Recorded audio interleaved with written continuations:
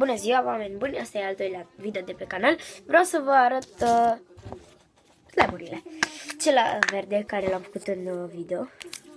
Am făcut tutorial cu el.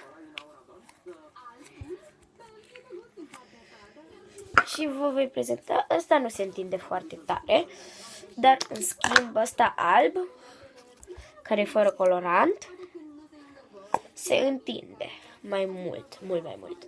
Se vede cum se întinde. Se întinde mult. Vi le-am prezentat doar să le vedeți. Deci, cel alb.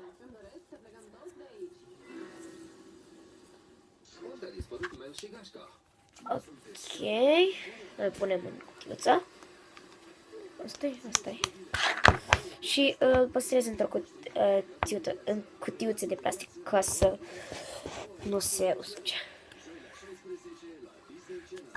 Și cel verde, care l-am făcut în video, zici că e nisip kinetic.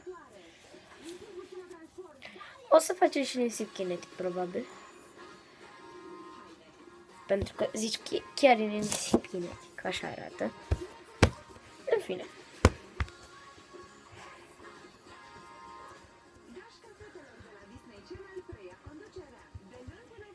Ok. Îl punem și pe ăsta, îl rulez așa, știți, să încapă. Deci, da. Sper că v-a plăcut video-ul, lăsați un like, un subscribe pentru că mă ajută foarte, foarte mult. Să sperăm că o să strângem foarte mulți subscriberi la acest canal. Și vă pup și vă Vă pup și vă îmbrățișez. La revedere pe data viitoare.